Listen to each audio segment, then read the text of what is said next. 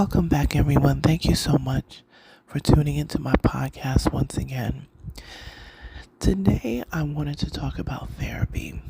I know that I have been a very big advocate of therapy, but I also wanted to clarify some things as well because I've seen some things going around on the interwebs, and there was a clip that has been kind of going viral and speaking about therapy and how therapy can be at times unproductive and used for feeling good rather than actually coming to a resolve or going to actually learn tools to help you navigate the things that you're going through. And the clip that was going around, and I truly, to be honest, can't remember the woman's name, but she was speaking about therapy, and people were in the comments saying that therapy was not helpful. They weren't going for 2 years, and all of this. Well, let me tell you something. This is one thing that I learned very, very early in therapy. And this goes for family therapy, couples therapy, all of that. Okay. I went to a therapist at one time, and I knew from out the gate that they were not going to be effective. And here are the things that I saw. Going to this therapist each week, and really it didn't last more than 2 sessions, was just about ruminating. If people are familiar about ruminating, you're just going over the same things over and over and over and over again in your mind. And that is how the therapy was. We just kept hacking at the same wound and not doing anything to further find solutions. Okay. At that time, and we're talking about maybe close to 15 years ago, at that time, I didn't know that much about therapy. You always hear people say, oh, my therapist, and it's kind of a trendy word. But we are now more in the space of where we're talking about mental health much more than we used to. We are talking about self-care, all of the things, okay? What I have learned is that self-care is important. Mindfulness is important. All of that is important. But that's not all that's going to work. You can get into talk therapy, and I know people, honestly, I know quite a few narcissistic type people who can talk around a therapist. You know what I'm saying? Like a basketball player around a basketball. They can run circles around their therapist. And their therapist thinks that they're doing this amazing job. And they think that they're conquering, their field by helping these people. But let me tell you this. And I'm going to talk straight to the therapist. And this also has come from having therapists as clients. Okay? I'm going to talk to the therapist right now. If you are not a solution-based therapist, and this is what I had to figure out for myself as a person who goes to therapy, I had to find a solution-based therapist, or what they call is a solution-focused brief therapy. You don't necessarily have to be in therapy for 5 years and 10 years and all of this.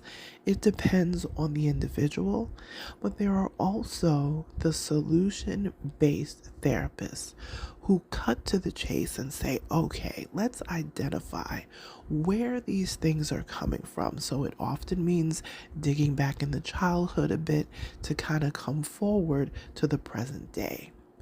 And then with that, they give you goals. It's a goal-oriented approach.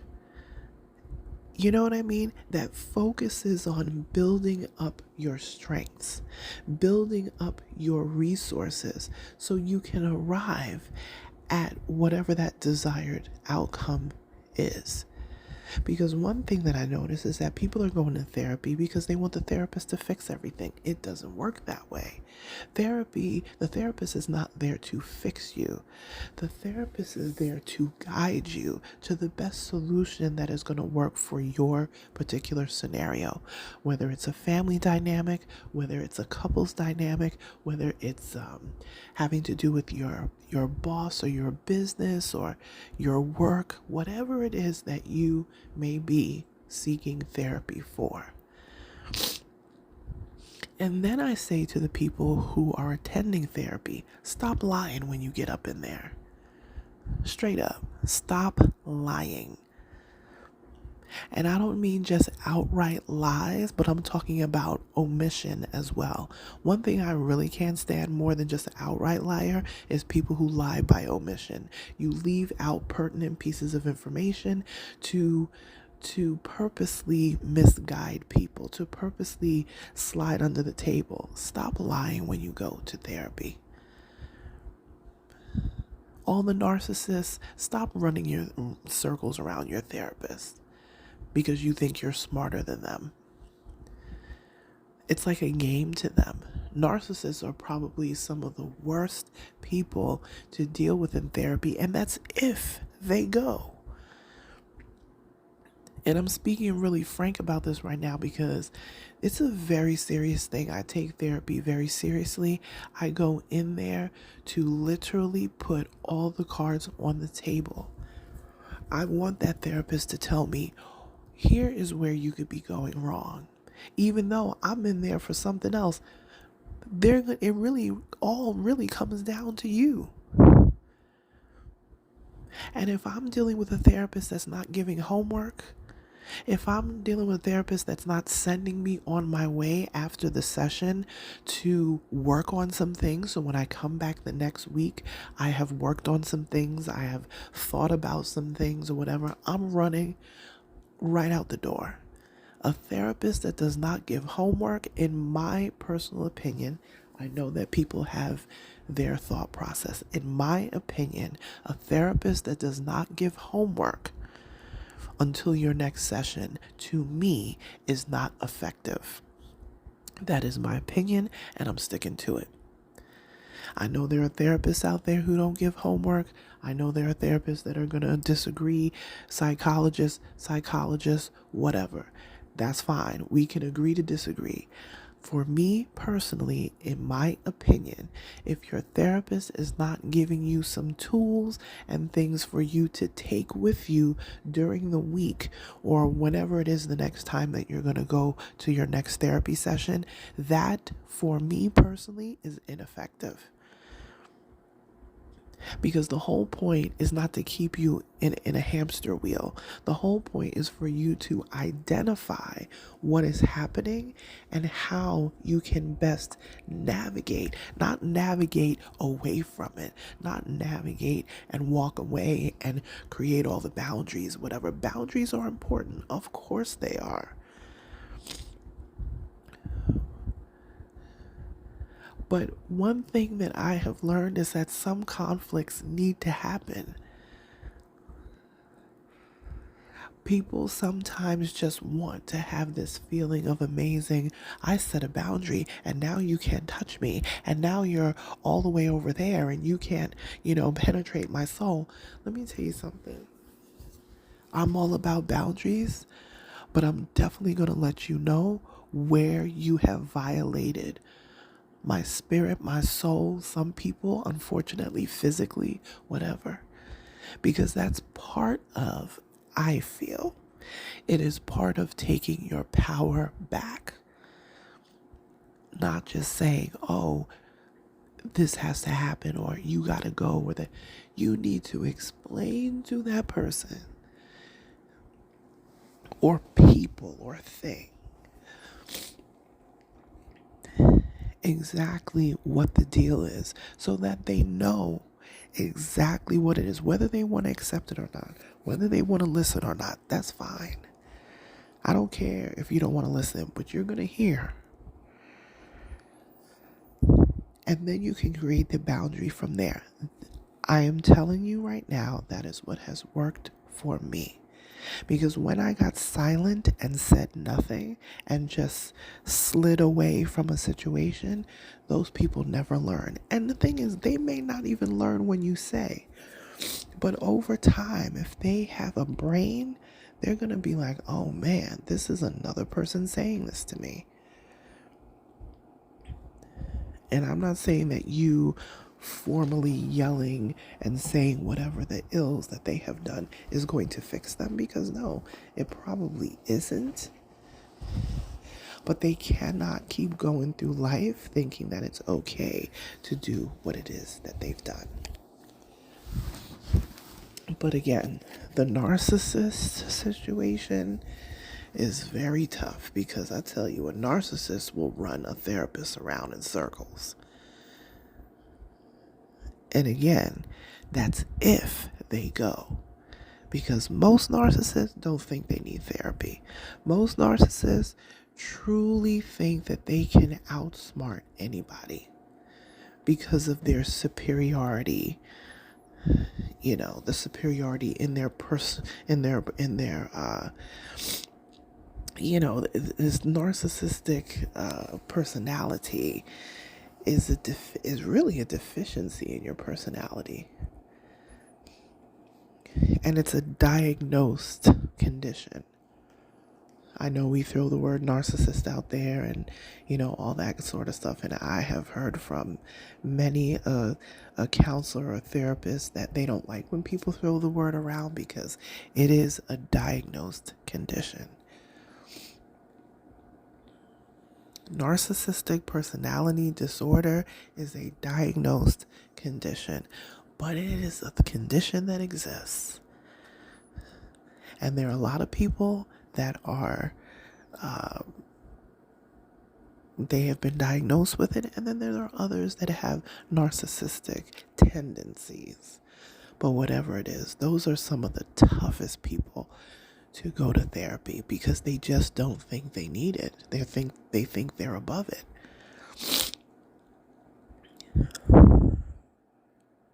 But I wanted to touch on this because I know that therapy can be super helpful. And I don't want people to get discouraged by seeing people say therapy was horrible, just like anything else. Just like you had to find a doctor, your primary care physician, just like you had to find a good dentist, just like you had to find a great restaurant to eat. You ate at one place and it wasn't the greatest. Does that mean you give up on going to restaurants altogether? No. You read the reviews of other things and you see what people are saying, and wow, this place is always packed every Friday night. Let's go check out that place. You don't just give up. And that's another thing too. People will go to therapy, they will have a bad experience, and they will completely give up. You didn't do that when you got your degree in college. You may not have done well on a test, but you didn't give up altogether. You got your degree, didn't you? You didn't get to that point because of a series of being on a high the whole time. I'm sure there was a time where you were sad during your 4 years in college. I'm sure there was a time where you didn't always get the grade that you wanted, but you persevered and you made it. And you have to treat therapy that way as well. If you get to one therapist and you can just tell that this person is not meeting your needs, first of all, have a conversation with a therapist. And sometimes, if they are really emotionally intelligent, they can even refer you to someone else who may be a better fit. But like I said, that 15 years ago, when I went to that first therapist, I knew they weren't a good fit. Off the rip, they didn't give homework. And I asked for it. I said, well, is there anything that I should be doing? Is there anything? No, we'll just meet next week. And, went back the second week and we rehashed the same thing that we did the week before. So I got out early. Because I say, you're not going to get me. It ain't going to be no 3 times the charm up in here. Do not waste your time with a therapist who does nothing but hack at the wound. Once you unearth what is happening, once you realize that, okay, this is where this is coming from, now it's time for solutions. Now it's time for homework. Now it's time for you to dig down. And this is where therapy gets really hard. And for the person who's attending therapy, the client, this is where people get scared. Because it's like, oh my gosh, therapy should not feel like a breeze. It should not feel like, oh, my therapist. No, therapy should feel uncomfortable. Not uncomfortable that you don't want to go, but sometimes it may. Therapy should feel like you're growing. Therapy should feel like you're stretching yourself beyond where you thought you could go. If I go to a therapist's office, because they have all these, fake, we believe therapy is laying across a couch and just talking into the air and this therapist is taking notes. That is not therapy. It really is not. And I'm saying all this. This is my opinion. This is my podcast. I'm gonna say it. I call it how I see it, because it's not something that I haven't actually done. Therapy should be your therapist working with you to identify the root cause of whatever it is that you're going through. And once that is identified, how can we now take, because you can't change your past, but you absolutely can formulate your future. In the next 5 minutes, you cannot say something that you thought you were going to say that was going to cause an argument. You can change your future at any time. You don't have to stay stuck. But I've noticed that there are a lot of therapists that want to keep you stuck. I would rather a therapist that, and quite frankly, if they have you as a client, of course, they're making money.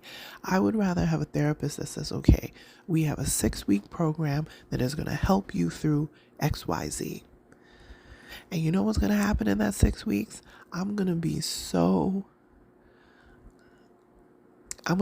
happy those 6 weeks. Those 6 weeks are going to be like a boot camp. And you know what I'm going to do? I'm going to tell other people how amazing that therapist was.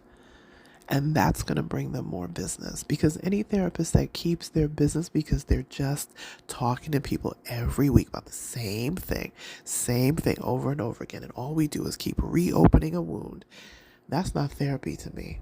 And I don't care if therapists get mad. I got therapists as clients. I'm not scared of them. And any of them know I'm the real deal. To me, if you are not a solution-based therapist, it is going to be very hard. Now, there's different modalities for, different people, but it's so tough. Because a lot of times people need solutions. They don't need to keep running on a hamster wheel. They actually need sound advice and solutions. They don't even need people to tell them what to do, because like I said, therapy is not about telling you what to do. It's navigating the process that's going to work best for you in whatever the situation is of why you arrived at therapy to begin with. So everybody's thing is different, but I promise you, if you haven't tried solution-focused therapy, solution-based, I think the official name is solution-focused brief therapy. This therapy is amazing because it digs into you to see your strengths, your weaknesses, and what can we do to build up your strengths. Not to wallow in your weaknesses every single week. I'm speaking from experience with this. And the solution focused therapy has been amazing. I'm saying to the people, don't give up on your therapy. Just find the right modality that works for you. I have found that the solution focused therapists tend to be the ones that really dig in. And you have to be willing for those therapists to go there.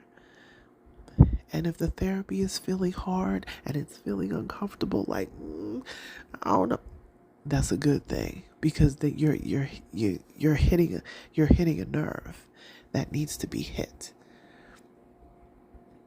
Because I promise you, when you get out on the other side, it's gonna be like, wow, I did not think that I was gonna get through that. So, self-heal, wonderful. Burn your incense, put on your music, take the hot bath, but also solution-based therapy with homework. While you're in the bath, work on the homework. You know what I'm saying? Stop throwing therapy away as an excuse to say, well, my therapist didn't do anything. Well, did you try a second therapist? Did you try to find who is the best? Just like you're looking for an apartment to live, you tour several apartments to see which one is the best for you. You don't go to one and say, I'm not looking anymore. That's not how this works. Therapy also has to be a fit. Find that right therapist. I advocate, listen, I advocate for the solution based because I know it works. I'm speaking from experience with this. Other people that I know that have gone to therapy, once they found that therapist that really didn't allow them to talk circles around them, didn't allow them to control the therapy meeting. That's another thing. I've seen that too, where you are the client going to therapy and you're controlling the meeting. You're there to learn. You're there to grow. You're there to stretch yourself beyond what you thought you could do before to come out better on the other side. So many people think I'm so unbothered, like, oh, you don't care about this. I don't really worry about it. And they were like, well, you could be around this person and they don't make you mad. Why am I going to be in the presence of someone and I'm going to allow their attitude to make me mad, or whoever they are to make me mad? I can be just as cordial and keep it moving just like anybody else. But a lot of people don't tap into that. Y'all better check about Omarion. I already told y'all I love Omarion so much. This man, he truly is unbothered. Now, unbothered doesn't mean that things don't bother you. Unbothered means that you don't allow it to consume you. So I learned a lot in therapy of not allowing certain situations to consume me. That doesn't mean I avoid the situations, because if you constantly are trying to avoid this and avoid that, it just causes further isolation. I'm not trying to do that. I don't mind being in a tough situation, but I just know how to regulate my emotions so that it doesn't consume me. And that has been a gem that I have taken away from therapy. So I know people are going to have their things to say. I'm probably going to get a lot of messages about this one, but that's okay. It's all good. If you want to send me an email, you can. hello@onyxqueenmedia.com. If you want to connect with me online, Instagram is the easiest place to connect, at Onyx Queen Media. And again, therapy is only as good as the therapist and how the modality that they use. But solution based has always worked amazing for me and many other people. But really research it out and see what's going to work best for you. Don't give up on it, because I promise it can be super helpful. All right, you guys, I'll talk to you soon. Bye.